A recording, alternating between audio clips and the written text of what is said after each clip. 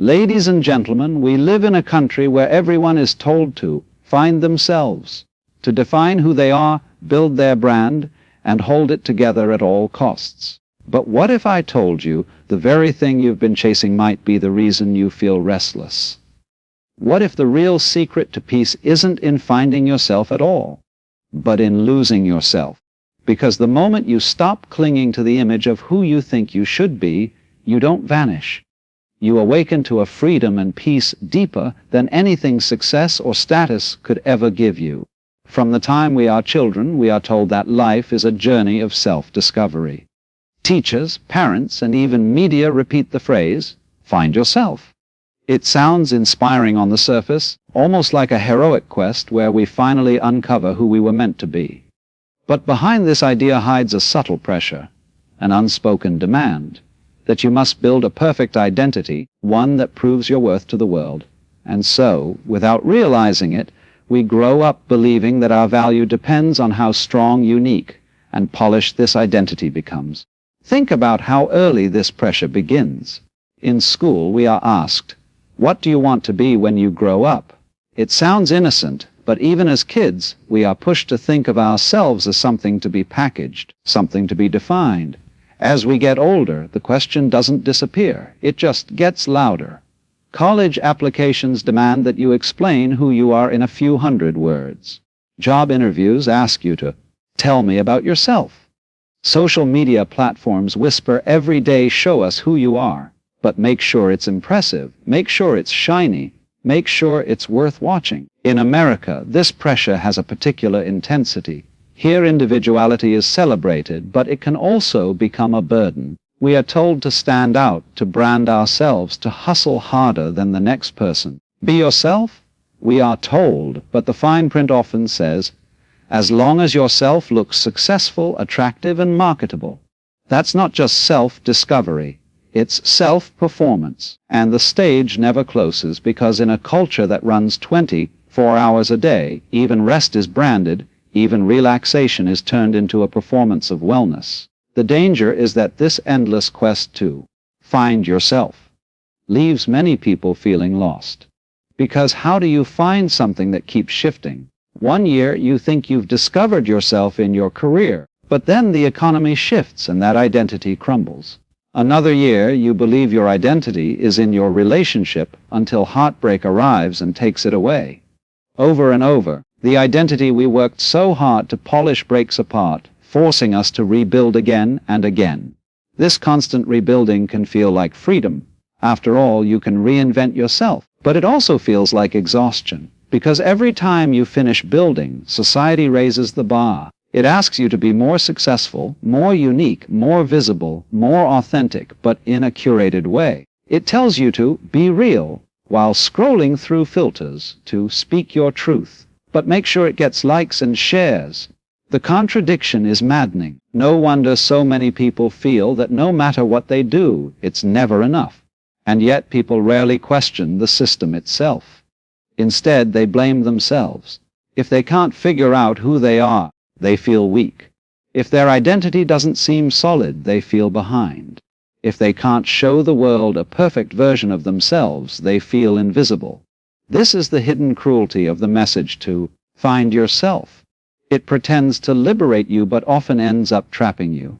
The pressure shows up in subtle ways every day. A young graduate feels ashamed because they haven't figured out their passion. A parent feels guilty because raising kids doesn't seem to fit the glamorous story they thought they'd have. An executive who has reached the top of their career still feels like a fraud because the polished identity they created doesn't bring the peace they expected. The truth is, no matter how hard you chase, the self you are trying to find keeps slipping through your fingers because it was never a fixed object in the first place. And so, society keeps us running on a wheel. Advertising sells us products not just as things we need, but as pieces of our identity. Buy this car and you'll be adventurous. Wear these clothes and you'll be bold. Post this lifestyle and you'll be envied. In every corner, the message is clear: your identity is a project, and you are never done building it. But if you stop and look closely, you'll notice that this race doesn't actually have a finish line. It's designed to keep you running. In the heart of many Americans, there's a quiet yearning, a desire to step off this wheel, even for a moment, to just exist without having to define or prove anything. But because society glorifies self-definition as success, people often suppress that desire. They fear that if they stop trying to find themselves, they'll be judged as lazy, unambitious, or irrelevant. The truth is the opposite. What we often call losing ourselves is not failure.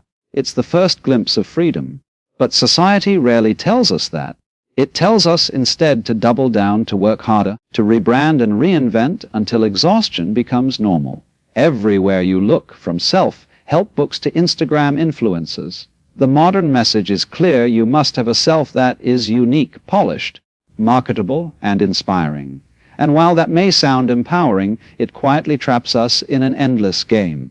A game where peace is always just out of reach, because the identity we're building is never finished, never secure, never truly real. We all carry an image of ourselves.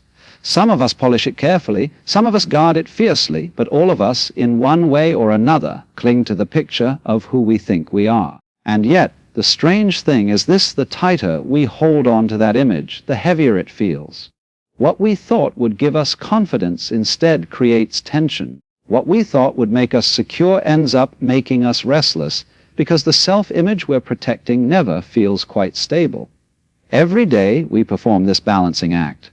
On the outside we might look calm, accomplished, or put together, but inside we know how fragile it really is. One wrong move, one piece of criticism, one unexpected failure, and suddenly the whole thing feels like it's slipping out of our hands. So we hold on tighter. We double down on appearances. We convince ourselves that if we just improve the image, if we just add another layer of success or polish, then finally we'll feel safe. But that safety never arrives. It's like chasing the horizon. No matter how far you run, it keeps moving away. In American culture, this clinging is amplified. The land of opportunity also becomes the land of constant proving. The story we're told is that you can become anything you want to be, but the unspoken rule is that you must keep proving that identity every single day. If you've built yourself as successful, you can't afford to slip. If you've built yourself as strong, you can't admit weakness. If you've built yourself as kind or generous, you can't let anger or doubt show. The image must stay flawless because society has little patience for cracks. And so, we cling even harder, terrified of the moment when the mask slips. But here's the hidden cost: the more we protect our self-image, the more disconnected we feel from our actual lives. Imagine constantly standing guard at a door, never stepping outside to enjoy the world, because you're too busy making sure nobody sees the mess inside. That's what clinging does. It keeps us performing instead of living. We laugh, but it's measured. We share, but it's curated. We rest, but only if it looks productive. Even our joy becomes another performance to maintain the image. And that performance, day after day, drains the soul. Many Americans feel this pressure most strongly through the lens of social media. Platforms reward images, not truths. They encourage you to hold tighter to whatever identity you've built. Whether it's the perfect parent, the ambitious entrepreneur, the spiritual seeker, or the fitness guru. You can't afford to break character, because an audience is watching. And when an audience is watching, clinging feels like survival. But the human spirit wasn't built to survive inside a role forever. It craves authenticity, it craves fluidity, it craves the freedom to be messy and imperfect. When you cling to an image, you also live in constant fear of being exposed. If someone sees behind the mask, if they discover the flaws you tried so hard to hide, you fear rejection. This fear alone is exhausting. It keeps people up at night replaying conversations, analyzing how they were perceived, worrying whether the version of themselves they showed was good enough. It's not life, it's theater. And like any theater, it demands rehearsals, costumes, and a spotlight that burns hot until you can't stand in it any longer. You might think holding on tightly to an identity makes you stronger, but in reality it makes you fragile. The more rigid the self-image, the easier it shatters. A person who insists, "I am always in control," collapses when life throws them into chaos. A person who insists, "I am always successful," spirals when they fail. A person who insists, "I am always happy," falls apart when grief arrives. The self-image you cling to most tightly becomes the very chain that limits you, because life does not honor our rigid stories. Life moves, shifts, surprises, and breaks the boundaries we draw. In this culture, exhaustion has almost become a badge of honor. People wear their restlessness like proof of their ambition, but beneath the surface, much of that exhaustion comes from clinging. It comes from the invisible weight of always having to be somebody, always having to maintain the picture, always having to measure up. It's why people can take vacations and still feel tired when they return, because they never stop performing. Even in rest, the mask stays on. And yet, the deeper truth is simple. The image we cling to is not who we really are. It's just a snapshot, a temporary role, a story we've been telling. Life doesn't ask us to hold on so tightly. Life invites us to participate, to flow, to change and evolve. But when we grip the image with both hands, we miss that invitation. We end up exhausted, restless, and quietly afraid, wondering why peace never seems to last. From the moment we are born, we are given a name, and that name becomes the seed of a story. Soon after, we're given roles: son, daughter, student, friend. As we grow older, more labels are added: athlete, artist, worker, leader, mother, father, success, failure. Slowly, the story thickens, and over time we begin to mistake the story for who we really are. We protect it, defend it, polish it, as if the story is the self. But if you look closely, you'll notice something strange: that so-called self is not solid. It's just a collection of words, images, and labels stitched together, shifting with time and circumstance. Think about it. The person you thought you were at 16 is not the same as the person you believed yourself to be at 25 or 40 or 60. Yet in each chapter you were convinced, "This is me." The truth is, the me was never permanent. It was a character in a play that kept rewriting itself. And yet we guard that character as if it were made of stone. We say, "This is who I am," not realizing that by tomorrow life may rewrite the script again. American culture makes this illusion even more powerful, because here identity is currency. The resume you write is not just a record of your work.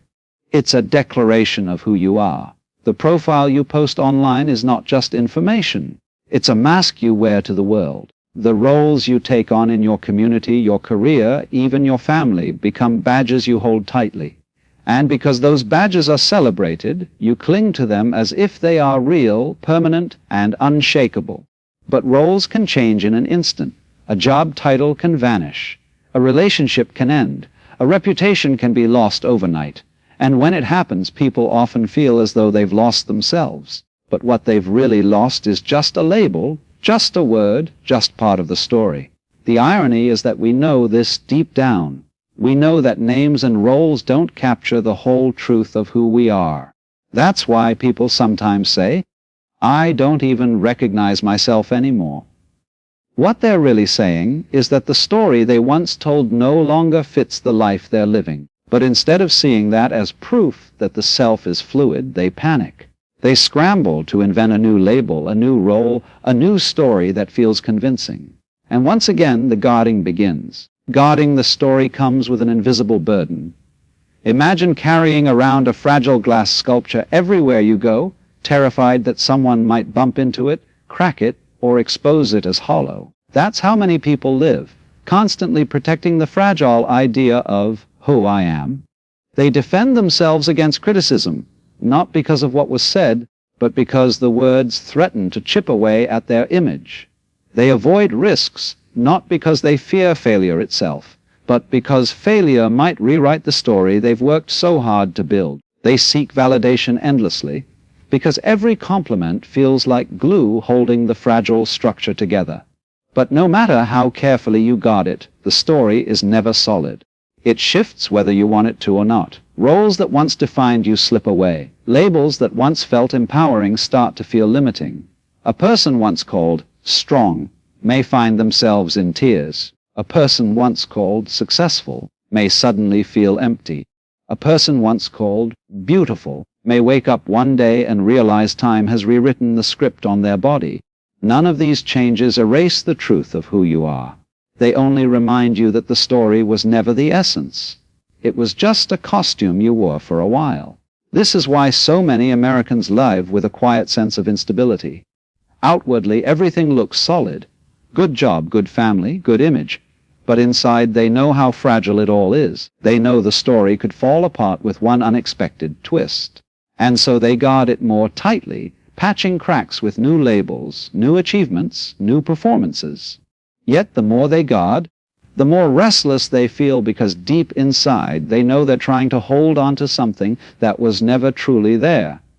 If you pause for a moment, you can see how strange this game is. We spend years protecting something that doesn't actually exist in any permanent way.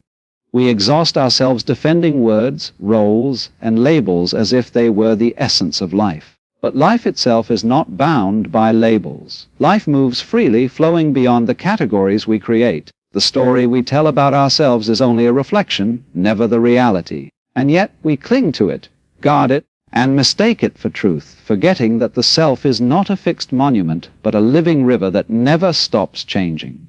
Peace is a word we hear everywhere. We hear it in speeches, in songs, in prayers, in the quiet hopes people carry in their hearts. Everyone wants peace, peace of mind, peace in relationships, peace in the world. And yet, in our search for it, we often go about it in the most exhausting way. We think peace will come if we just hold on tighter to our plans, our identities, our possessions, our beliefs. We cling because we think control will keep us safe. But the harder we cling, the further peace seems to drift away. This is one of the great paradoxes of life. Imagine holding water in your hand. If you cup your palm gently, the water rests there easily. But if you close your fist, trying to hold every drop, it slips through your fingers. Peace works the same way. It does not appear when we squeeze harder. It comes when we loosen our grip. But loosening feels risky, and in American culture, risk is often confused with weakness. People are told to hold tight, to fight for control, to never let go. And so peace remains something they talk about but rarely touch. Think about the everyday life of so many people. They cling to schedules, afraid of falling behind. They cling to routines, afraid of uncertainty. They cling to their opinions, afraid of being wrong. They cling to relationships, afraid of being alone. They cling to possessions, afraid of losing status. And yet all this clinging only builds tension. It creates a mind that is constantly on guard, always bracing for something to slip away. How can peace exist in a body that is clenched like a fist? The truth is that peace has never been about holding on. Peace arises in the moments when we stop demanding that life match our grip. Think of the times you've felt truly at ease. Maybe it was watching a sunset, listening to music, floating in water, or sitting quietly with someone you love. In those moments, you weren't controlling, you weren't clinging, you were allowing. You let life be what it was, without forcing it to fit your plans. And in that release, peace appeared on its own. But here's where the challenge lies. Society rewards clinging. The person who holds on to their career with fierce determination is celebrated. The person who never backs down from their opinions is admired. The one who sacrifices sleep, health, and freedom to maintain their grip on success is called disciplined. And yet, behind the applause, so many of these people live restless lives, because clinging always carries fear. If you're holding on tightly, it means you're afraid of losing something. And where fear rules, peace cannot enter. Letting go doesn't mean giving up. It doesn't mean becoming careless. It means loosening the belief that everything must bend to your will. It means accepting that life moves with its own rhythm, not always your rhythm.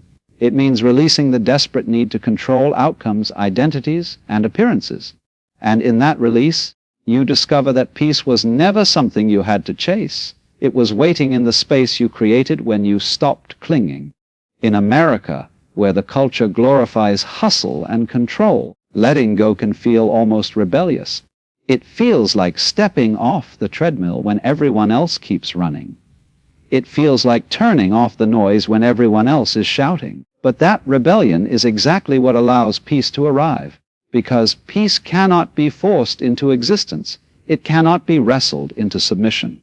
It only appears when you stop fighting with life, when you stop gripping it like a rope you're afraid to lose. Consider how often people lose themselves in worry.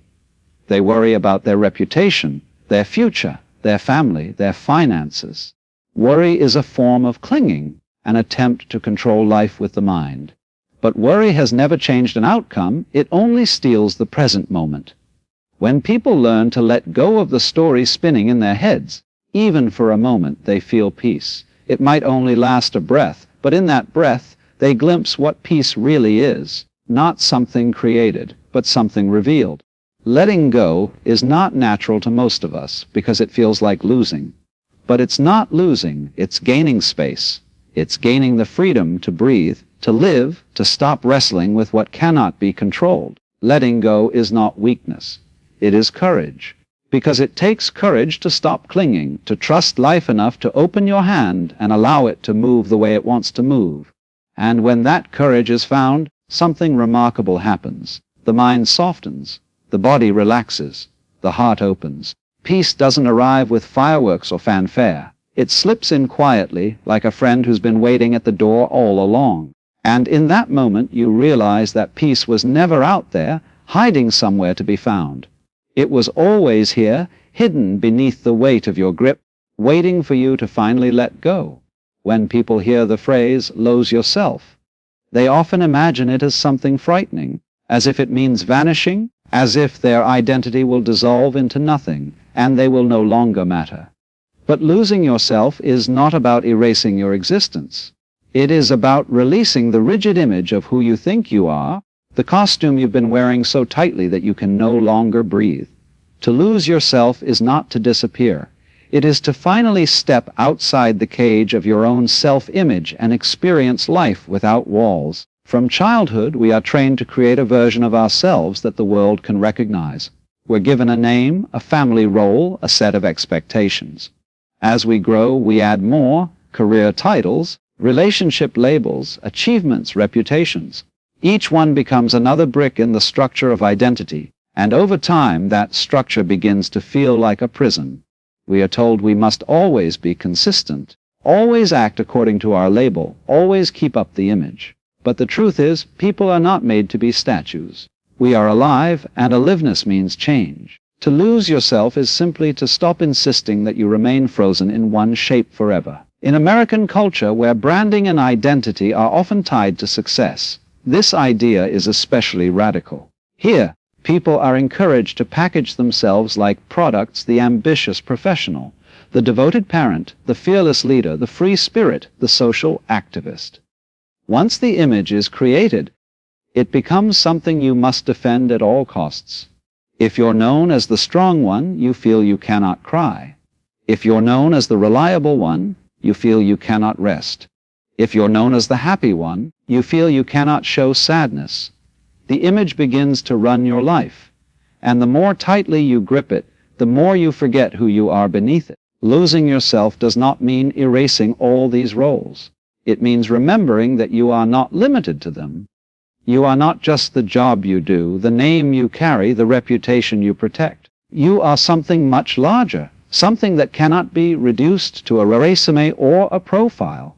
Losing yourself means you stop shrinking down to fit into a box that was never big enough to contain you. Think about the moments when you've felt most alive. They often happen when you forget yourself completely. Maybe it was dancing until you no longer cared how you looked. Maybe it was playing a sport so intensely that the scoreboard disappeared and you were only movement. Maybe it was holding a child, falling in love, or staring at the ocean until you forgot your worries. In those moments you didn't vanish, you expanded. You lost the rigid image of yourself and stepped into the fullness of life. That is what losing yourself really means. The fear comes from mistaking the image for the essence.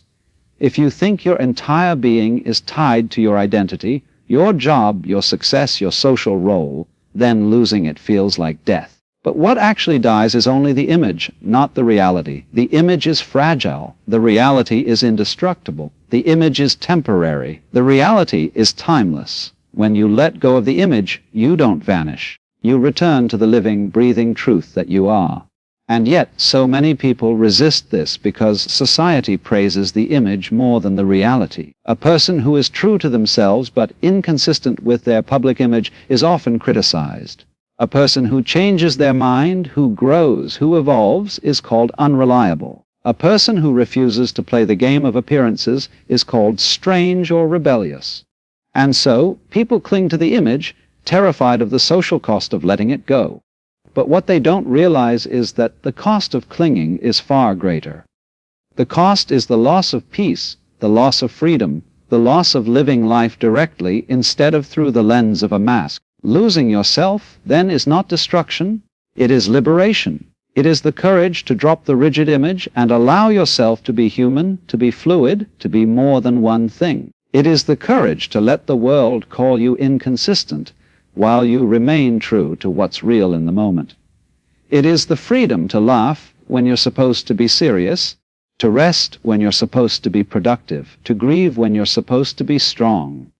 It is stepping into life without the constant weight of performance. And when you experience this, even for a moment, you realize that nothing essential has been lost. The person you thought you were was only ever a story, a mask, a reflection. What remains is deeper, more spacious, more alive than anything an image could capture. Losing yourself is not the end of you. It is the rediscovery of everything you always were but forgot to see. Across this nation, people are searching. They may not always say it out loud, but you can feel it in the conversations, in the headlines, in the restless energy of everyday life. There is a hunger, a longing for something more than constant striving, more than endless comparison, more than the noise of a world that never seems to stop demanding. Beneath the surface, millions of people are yearning for an awakening, a shift in how we live, how we see ourselves, and how we move through this life together. For decades, modern America has celebrated achievement, competition, and the relentless pursuit of success. On one hand, it has created incredible innovation and opportunity. On the other hand, it has left countless people exhausted, isolated, and uncertain of their own worth. We've been taught to measure life in numbers, grades, salaries, likes, followers, trophies, titles. But deep down, people know that no number, no matter how high, can satisfy the heart. Something is missing, and that missing piece is what awakening points toward. Awakening does not mean retreating from life. It does not mean abandoning ambition, responsibility, or dreams. It means seeing clearly that all our chasing, all our clinging, all our performance has blinded us to the truth that peace and fulfillment are not waiting at the finish line.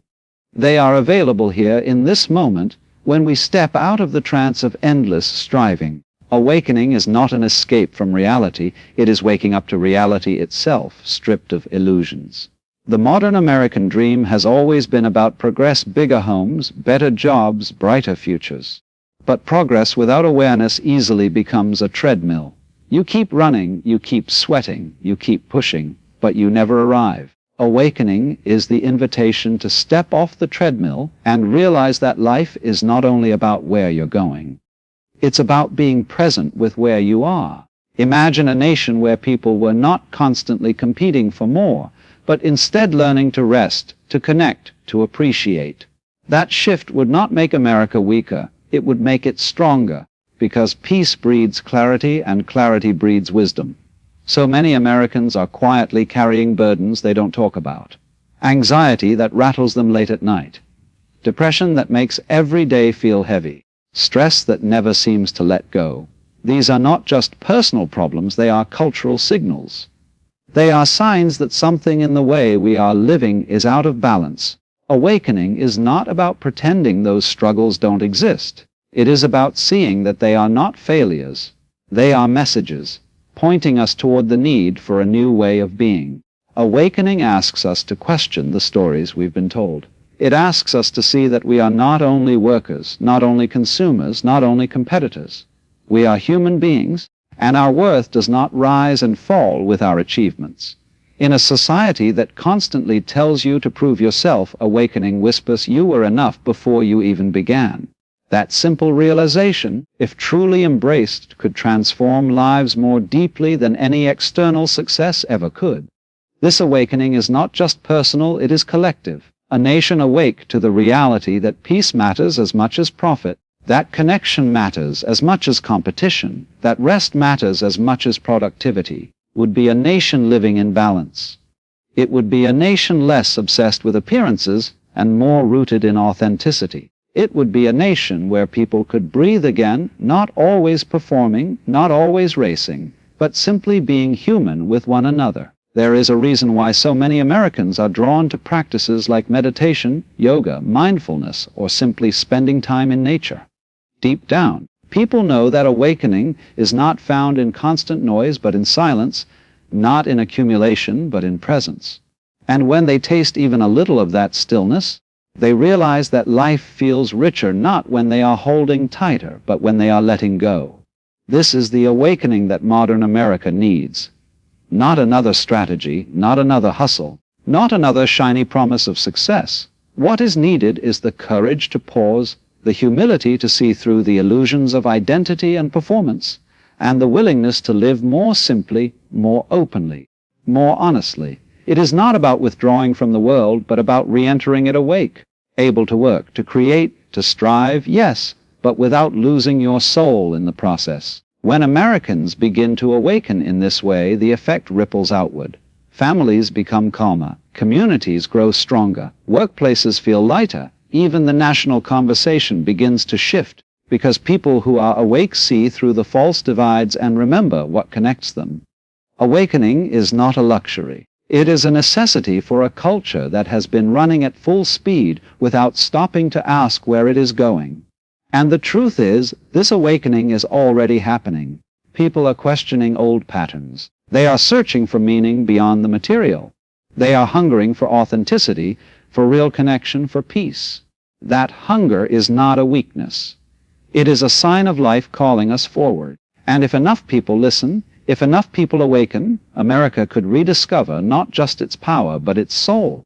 In today's culture, the word success often feels like both a dream and a weight. From a young age, we are told that success is the ultimate goal, the proof that our lives matter. We are told that if we work hard enough, hustle long enough, sacrifice deeply enough, then we will finally earn the right to rest, the right to be happy, the right to feel complete. And so many Americans wake up each morning with one thought pressing heavily on their minds: keep running, keep climbing, keep hustling. This hustle culture has shaped a nation. It's written into slogans, celebrated in biographies, echoed in motivational speeches. Hustle is praised as discipline. Sacrifice is framed as noble. Exhaustion is worn like a badge of honor. I'll sleep when I'm dead, people say with a smile, as though deprivation were proof of their worth. But beneath the slogans and the smiles there is a growing unease. Because after all the hours, all the sacrifices, all the pushing and striving, many people discover something unsettling. The success they worked so hard for doesn't feel like peace. It feels like another cage. Rethinking success means asking a question that most of us are afraid to ask. What if success is not about how much we accumulate, but about how deeply we live? What if success is not measured by the size of our bank accounts or the length of our resumés, but by the harmony in our lives, the connection we feel to others, the joy that flows through ordinary moments? This question matters deeply in America today, because while the nation has achieved incredible wealth and innovation, it has also created staggering levels of stress, burnout, and loneliness. Hustle built a powerful machine, but it has left the human heart running on empty. Think about the ordinary worker who gives decades to a career, sacrificing family dinners, weekends, and vacations, believing that one day it will all pay off. Retirement arrives, but so does regret. The children are grown, the years have flown, and the promise of fulfillment never quite materialized. Or consider the entrepreneur who builds a business, gains recognition, earns wealth, and yet lies awake at night with a mind that cannot rest, haunted by the fear of losing it all. These are not failures of character. They are failures of definition. Success, as we've been taught to pursue it, does not deliver what it promises. When we rethink success, we begin to see that hustle alone cannot sustain us. There must be harmony. Harmony between ambition and rest, between work and family, between striving and savoring. Harmony is not laziness. It is balance. It is knowing when to push and when to pause, when to speak and when to listen, when to run and when to simply be still. Without harmony, hustle becomes hollow because it drains the soul faster than it fills the pocket. The American dream has always celebrated progress, and progress is valuable. But progress without harmony is like music played without rhythm, loud, frantic, and exhausting to hear. Success redefined through harmony would mean creating lives where ambition is guided by joy, not by fear. It would mean seeing rest not as weakness, but as strength. It would mean celebrating not only those who climb the tallest mountains, but also those who find beauty in the small paths of daily life. And, let us be honest, people are craving this shift. You can hear it in conversations everywhere. Workers are leaving jobs that drain them. Families are seeking more time together. Young people are questioning whether the grind is worth it. They are not lazy. They are wise enough to sense that hustle without harmony is not living, it's surviving. What they seek is not to abandon ambition, but to place it within a rhythm that honors life itself. This is the success America needs to rediscover. A success that doesn't ask you to trade your health for your paycheck, your presence for your productivity, your soul for your status. A success that does not leave you restless even after you've achieved it. A success that feels whole because it includes harmony, not just hustle. And here's the truth: when harmony is restored, hustle becomes more meaningful. Work done from balance is more creative. Ambition rooted in peace is more sustainable. Achievements born from harmony carry joy instead of emptiness. This is not about abandoning the drive that has built so much in America. It is about remembering that drive alone is not enough. Without harmony, success feels like sand slipping through your fingers. With harmony, success becomes a foundation you can stand on, breathe on, and truly live on. There is a kind of magic we all knew as children. It lived in the smallest things, the way rainwater curved down a window, the way fireflies lit up the night, the way the world seemed impossibly big and full of mystery. In those moments, life did not need to be explained. It was enough to be seen, enough to be felt, enough to be experienced with wonder. But as we grow older, something shifts. The responsibilities pile up, the schedules take over, and wonder gets pushed aside as if it were a distraction from what's important. We trade awe for efficiency, curiosity for certainty, and slowly, the world that once felt alive begins to look ordinary, predictable, even dull. Awakening through wonder means remembering what we once knew instinctively, that life itself is astonishing, even in its simplest details. It means seeing the ordinary with new eyes, realizing that nothing is ever truly ordinary if you really look. Think about it. The fact that you are here, breathing, listening, living in a body that somehow knows how to heal, how to dream, how to carry you through every day is nothing short of a miracle.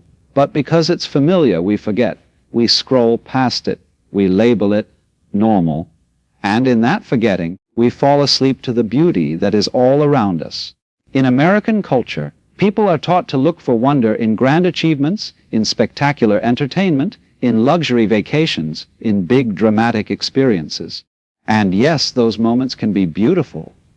But awakening through wonder asks something deeper. Can you find awe in the everyday? Can you see beauty in the face of a stranger, in the laughter of a child, in the silence of the night sky, in the taste of food that nourishes you? Because the truth is, life is not waiting in the extraordinary. It is happening right here in the ordinary, and the ordinary itself is extraordinary if you are awake enough to notice. Wonder is not naive. It is not childish. It is one of the most powerful tools of awakening, because wonder breaks the spell of indifference. It interrupts the autopilot. When you stand in front of the ocean and feel small, when you watch the seasons change and realize time is moving through you, when you look at the stars and feel both insignificant and infinite at the same time, that is wonder. And in that wonder, the ego loosens its grip. You are no longer lost in the constant story of who you are supposed to be. You are simply alive, fully present, deeply connected. The challenge is that our society often teaches us the opposite. We are told to act like we already know, to be professional, to be serious, to be in control. Wonder is not always practical in a world that values certainty over curiosity. But without wonder, life becomes flat. Without wonder, success feels empty. Without wonder, even love can become routine.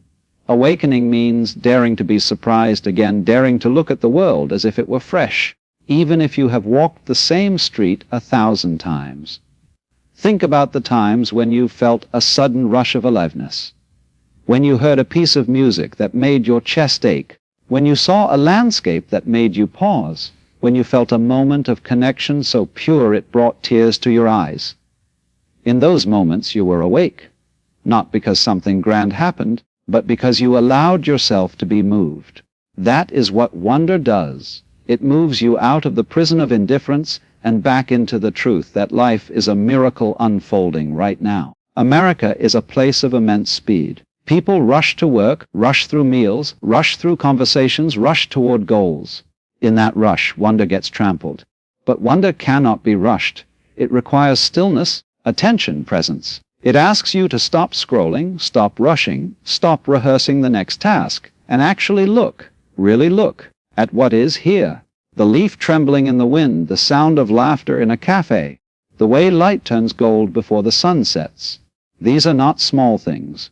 These are the fabric of life itself, waiting for you to notice. Awakening through wonder does not demand that you retreat to a mountain or escape your responsibilities. It asks you to bring new eyes to the life you already live. It asks you to open your senses, to listen more deeply, to see more clearly, to feel more fully. It asks you to step out of the dull trance of routine and rediscover the richness that was there all along. Because when you live with wonder, you realize that peace is not somewhere else waiting to be earned. It is here, woven into every breath, every sight, every sound, every heartbeat. And once you taste that wonder, even for a moment, the world shifts. The heavy weight of striving lightens. The restless need to control softens. And what remains is something simple and profound: life, seen as if for the very first time. Life is filled with extraordinary moments, but most of them arrive dressed in ordinary clothes. They don't come with fireworks or grand announcements. They don't ask for attention. They simply slip into our days quietly, almost unnoticed, like a whisper in the background. And yet, if we learn to pay attention, these ordinary moments reveal a secret beauty that is deeper and more lasting than any thrill we could chase. Consider something as simple as a cup of coffee in the morning. To most people, it's just a routine, pour, sip, rush. But hidden inside that moment is a small miracle: the warmth against your hands, the aroma rising like a gentle fog, the taste that signals the beginning of a new day. For a brief second, you are alive, awake, and connected to the present. But if you are lost in your phone, your emails, your plans, you miss it entirely. The beauty was there, waiting, but you were already somewhere else in your mind. America has become a culture of chasing highlights. People want the big win, the viral moment, the grand vacation, the once-in-a-lifetime achievement. There is nothing wrong with those things. But when life is measured only by the spectacular, people overlook the quiet treasures that actually make up most of their days. The truth is, life is not made of highlights, it is made of moments. And those moments are often small, simple, and easy to miss. The laughter of a friend, the rhythm of rain on a window, the stillness that arrives just before dawn. These are not just background details. They are the heartbeat of existence. The secret beauty of everyday life is that it is fleeting. A child's voice will change. A parent's presence will not last forever. Even the streets we walk every day will one day disappear into memory. When we ignore the ordinary, we are ignoring treasures that time is already taking from us.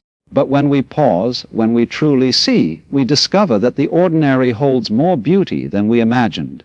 This is not about being sentimental. It is about being awake.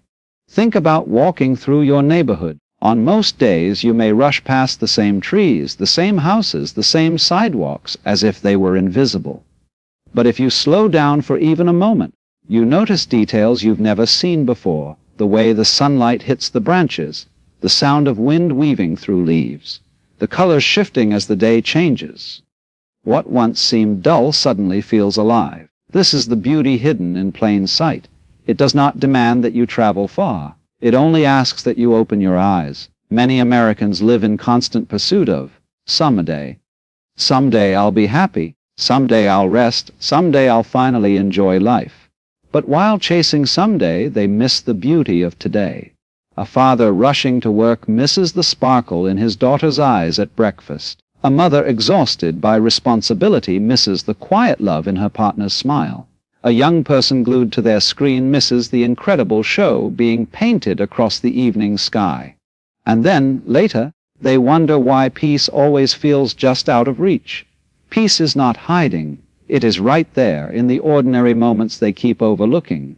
The beauty of everyday life also lives in connection. The handshake of a stranger, the warmth of a hug, the glance across a room that needs no words. These small gestures carry immense weight. They remind us that we are not isolated islands, but part of a larger fabric. And yet, because they are small, people take them for granted. But when someone is gone, it is those small things we miss the most. We don't only miss their achievements or their grand gestures. We miss their voice saying good morning. We miss the sound of their footsteps in the hallway.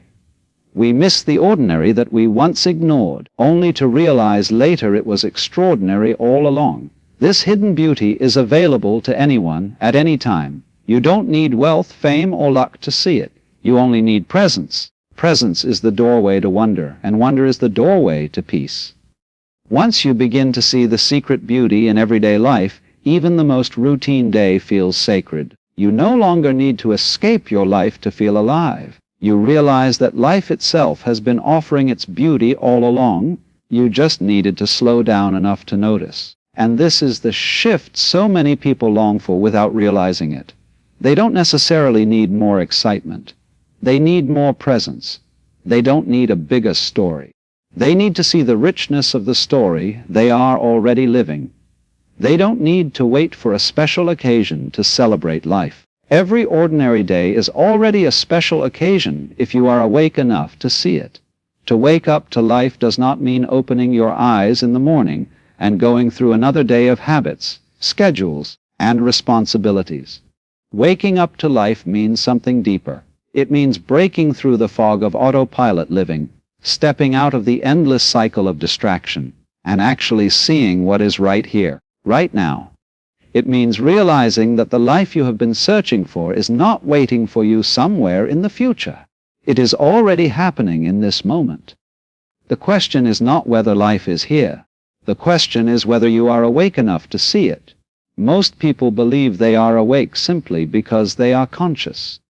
But there is a difference between existing and truly living. So many people drift through their days without noticing the details that make those days worth living.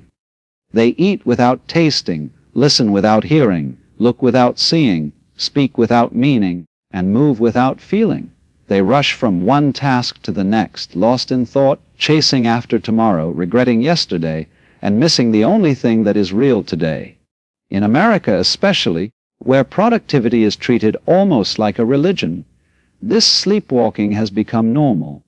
People measure their days by how much they accomplished, how many things they crossed off their lists, how close they are to their next goal. And while productivity has its place, it is not the same as being alive. A day can be full of achievements and still empty of life. Waking up means recognizing that life is not measured by how much you do, but by how deeply you experience what you do. Waking up also means recognizing how fragile life is. Every breath is a gift that could be gone in an instant. Every conversation could be the last. Every sunrise is one less you will ever see. This is not meant to create fear. It is meant to create presence. Because when you see how brief and precious life really is, you stop wasting it in distractions. You stop postponing happiness for some future time.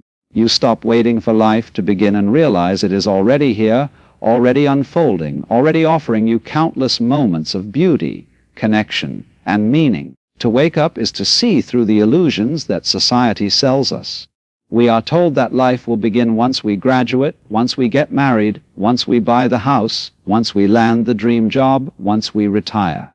But if you keep waiting for life to begin, you will miss the fact that it has been here all along. The milestones are not life itself. They are only moments within it. Waking up means no longer postponing your aliveness until some condition is met. It means tasting life fully right where you are, even if it is imperfect, even if it is messy, even if it doesn't look like the picture you were promised. Many people get a taste of this awakening during crisis.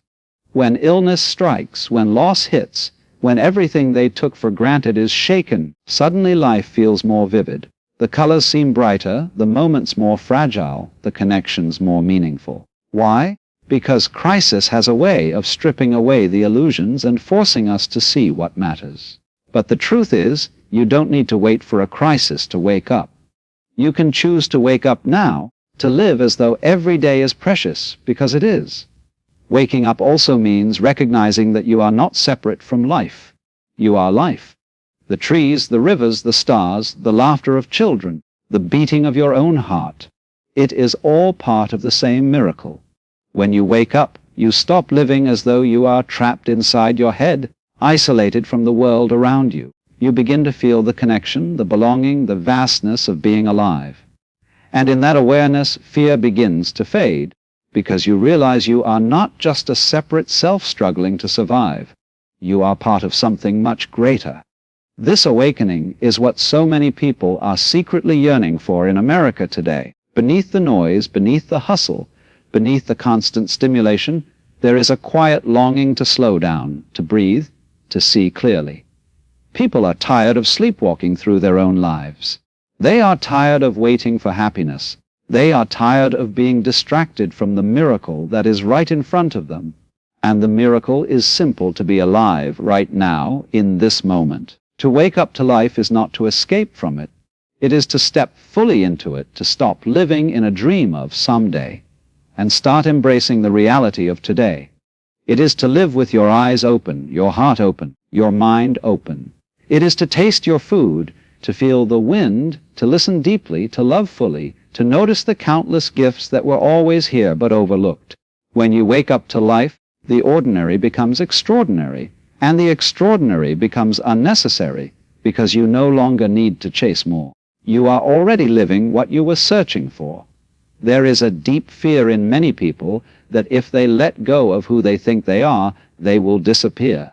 They believe that losing themselves means fading into nothing, as if identity were the only anchor holding them in existence. But losing yourself is not vanishing. It is waking up to a larger truth, that you were never separate to begin with. To lose yourself is to remember that you are inseparable from the world around you, that your life is woven into the fabric of everything you see, touch, and breathe. From the time we are young, we are taught to see ourselves as separate individuals. We are given names, taught boundaries, and encouraged to build an identity that is distinctly ours. In America especially, individuality is celebrated almost like a sacred value. We are told to be unique, to stand out, to define ourselves in contrast to others. And while individuality has its place, it can also create an illusion that you are isolated, that you stand alone, that you are a small self surrounded by a world that is separate from you. This illusion breeds loneliness, fear, and restlessness, because deep down the truth is very different. Consider something as simple as breathing. You inhale oxygen given to you by trees, and you exhale carbon dioxide that those trees need to survive. In that very act, you are not separate. You are in a constant exchange with the earth. Or think about food. Every meal you eat was once soil, rain, sunlight, and seed. It passed through countless hands and journeys before it reached your plate. When you take a bite, you are literally taking the world into yourself. How could you possibly be separate? The truth is that you are life, participating in life, inseparable from the whole. When you lose yourself, what falls away is not your essence.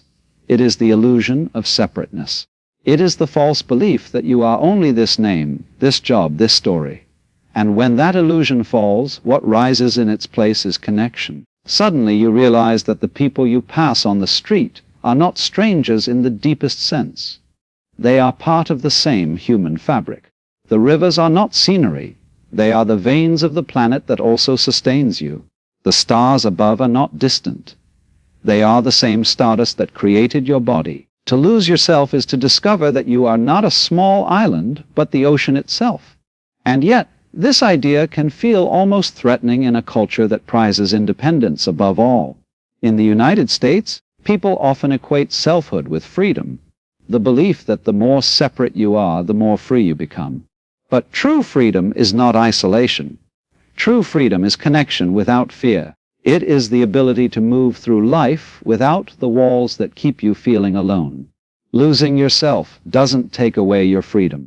It gives you a deeper kind of freedom, the freedom of belonging to something larger than yourself. Think about the moments when you've experienced this directly. Maybe it was standing at the edge of the Grand Canyon, overwhelmed by the vastness. Maybe it was hearing a piece of music that swept you into its current until you forgot your worries.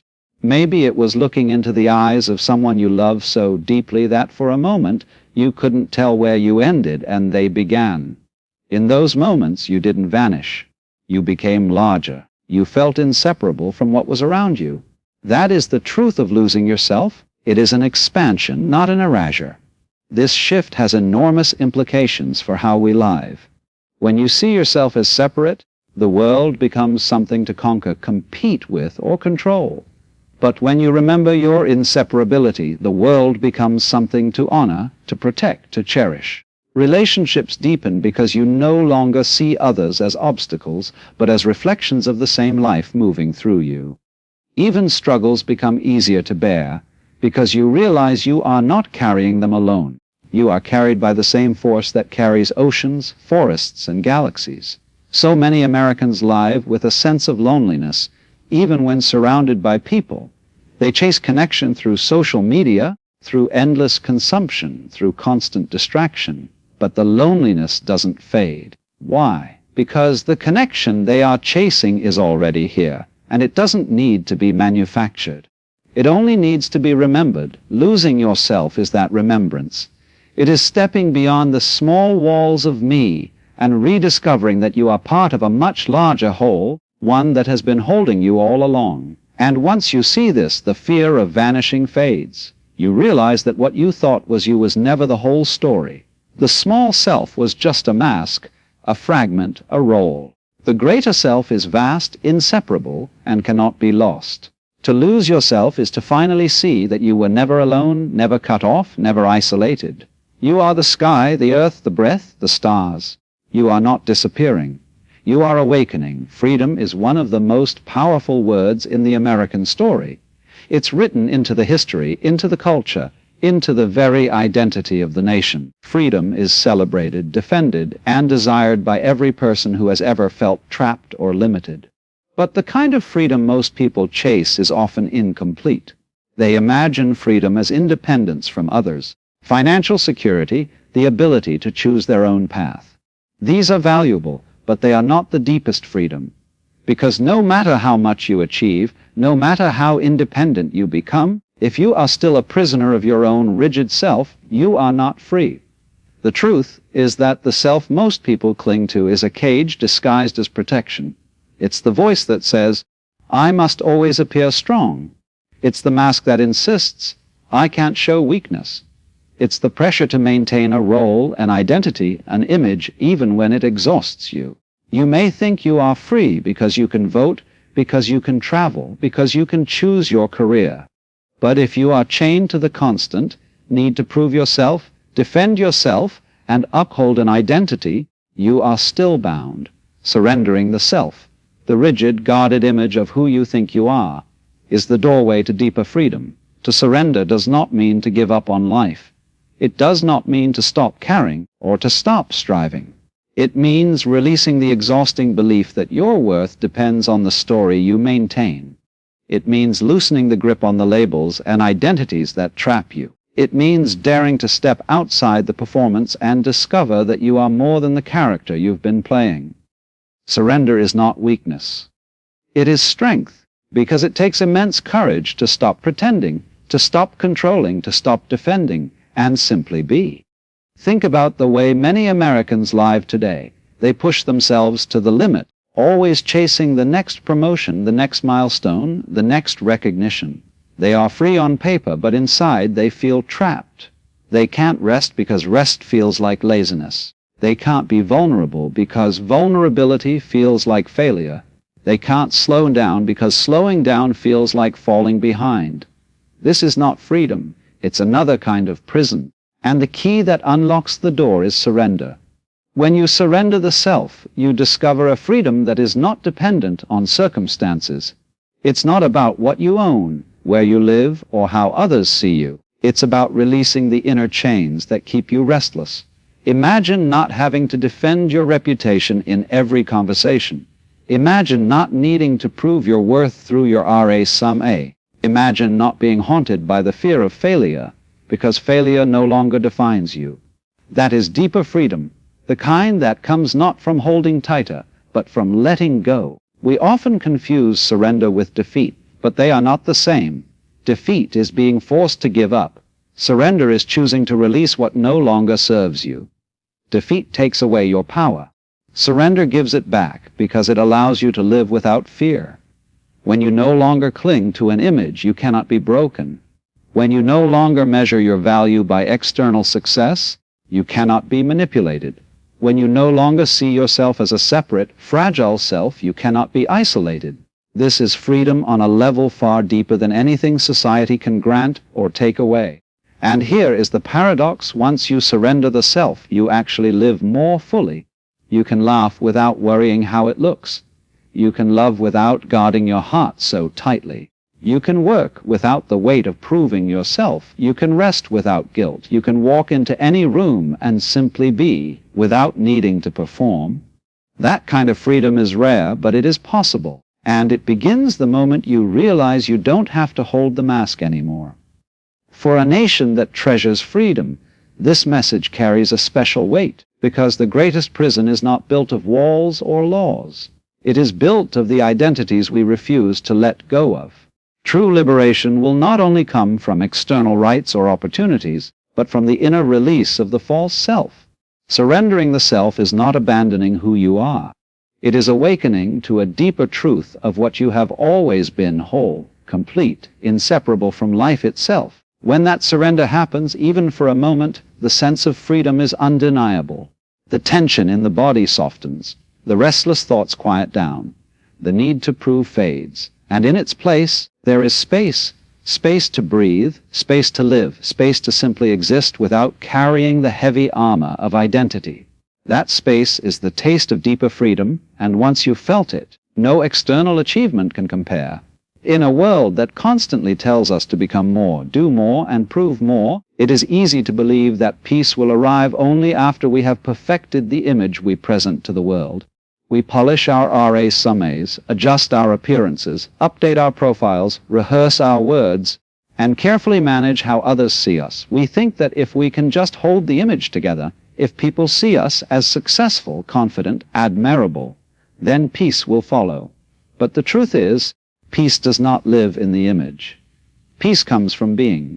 It comes from letting go of the performance and allowing yourself to exist without needing to impress or prove anything. Think about how exhausting it is to maintain an image. Every conversation becomes a calculation. Every decision becomes a performance. You can't let people see you tired or vulnerable or uncertain because it doesn't fit the picture you've built. And so, you carry the weight of that image everywhere you go. You smile when you're hurting. You nod when you disagree. You say you're fine when you're not fine at all. Outwardly, everything looks stable. But inwardly, you are restless because you know the image is fragile and must constantly be maintained. That is not peace. That is pressure disguised as identity. In America especially, the culture of image is powerful.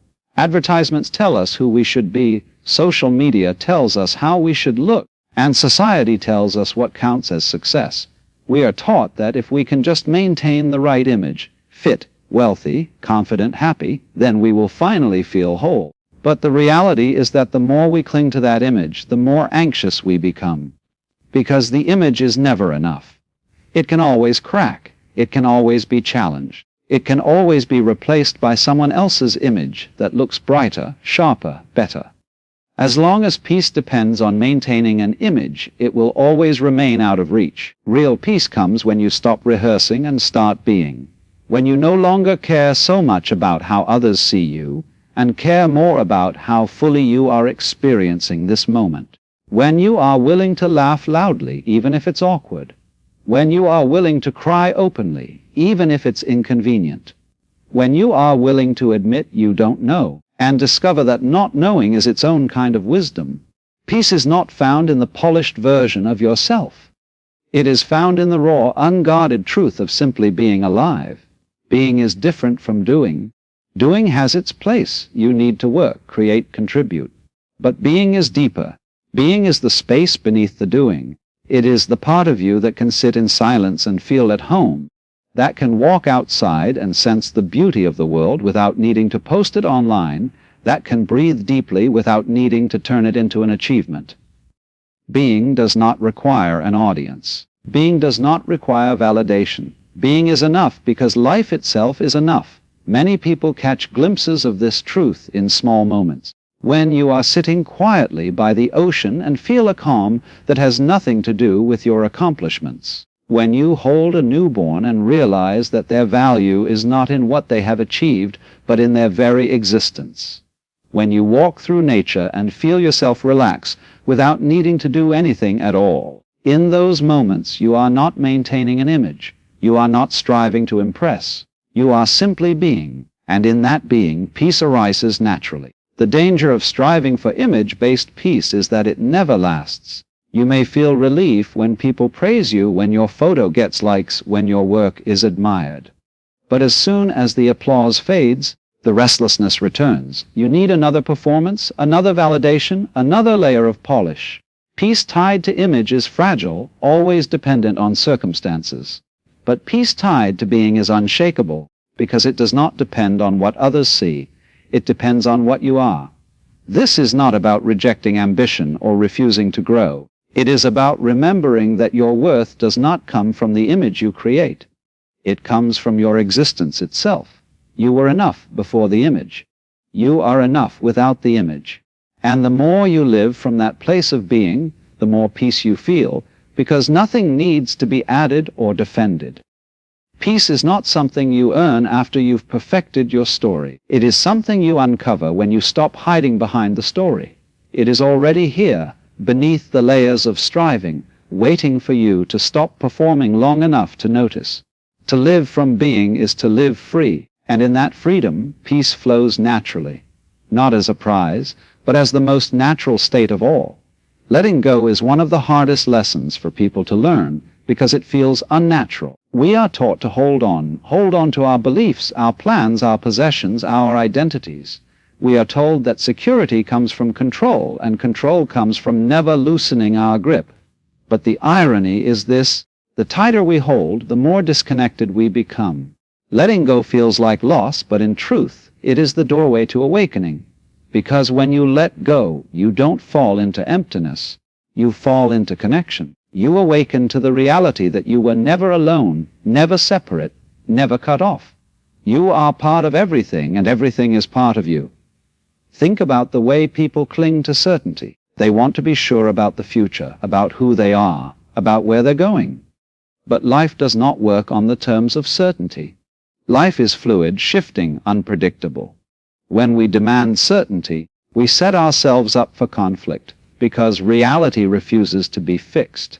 Letting go means surrendering the need to control outcomes, and in that surrender something surprising happens. You feel lighter, freer, more connected. The future may still be unknown, but the unknown no longer feels like an enemy. It feels like an invitation. Connection reveals itself most deeply when we stop trying to force life into our shape. Consider nature. The river does not cling to its banks, it flows. The trees do not cling to their leaves, they let them fall each autumn. The sky does not cling to the day, it makes room for night. And yet, everything in nature is deeply connected, balanced, and whole. The same truth applies to us. When we let go, we move back into harmony with the greater rhythm of life. We awaken to the fact that we are not standing apart from the world. We are moving with it. In modern America, where achievement and control are glorified, letting go often feels like weakness. People fear that if they loosen their grip, they will fall behind, lose their edge, or be forgotten. But look closer at what happens when people cling too tightly. Relationships suffocate, opportunities shrink, creativity dies, and peace vanishes. Letting go is not weakness, it is wisdom. It allows space for new growth, new connections, new experiences. It allows life to breathe through you instead of being blocked by your fear. You can feel this connection most powerfully in moments when you stop trying to hold yourself separate. When you are at a concert and lose yourself in the music, you are no longer a lone individual. You are part of the rhythm, the sound, the energy moving through the crowd. When you walk through a forest and feel the quiet majesty of the trees, you are not an observer. You are part of the silence, part of the life that breathes in every branch and leaf. When you love someone deeply, you are no longer guarding your identity. You are merged, even briefly, with something larger than yourself. These moments are glimpses of awakening, and they happen not through holding on, but through letting go. Letting go also transforms how we relate to others. When you cling to your ego, every encounter becomes a battle. My opinion against yours, my identity against yours, my needs against yours. But when you let go of the need to defend your small self, connection becomes possible. You can listen without fear, love without walls, share without calculation. You realize that the person across from you is not separate from you in the deepest sense. Their joy touches your joy. Their pain touches your pain. To awaken to this connection is to awaken to compassion, empathy, and a sense of unity that is far greater than the ego could ever imagine. Many Americans live with a quiet loneliness even when surrounded by people. They fill their days with work, entertainment, and distractions, yet feel something missing. That emptiness is not a lack of company, it is a lack of connection. And the barrier to connection is often the refusal to let go of pride, of fear, of the rigid image of who they think they must be. The moment they loosen that grip, even a little, the world rushes in. Suddenly they feel part of something vast and alive. That is awakening, not a mystical escape, but a profound reconnection to what was always here. Letting go does not erase who you are. It reveals who you are in relation to everything else. It shows you that your life is not an isolated story, but a chapter in the great story of existence. It shows you that your breath is connected to the air, your heart is connected to love, your being is connected to the whole of life. And once you awaken to that connection, the fear of separation fades. You realize you were never as alone as you imagined. You were always held, always part of the greater whole.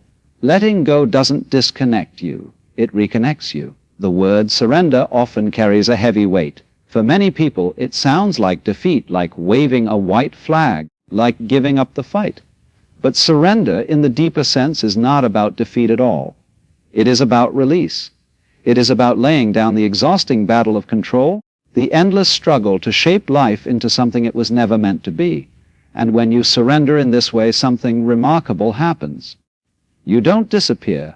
You don't fade into nothing. Instead, you awaken, not as the small self you've been protecting, but as life itself.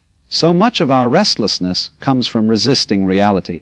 We argue with what is happening, insist that it should be different, cling to stories about how things were supposed to unfold.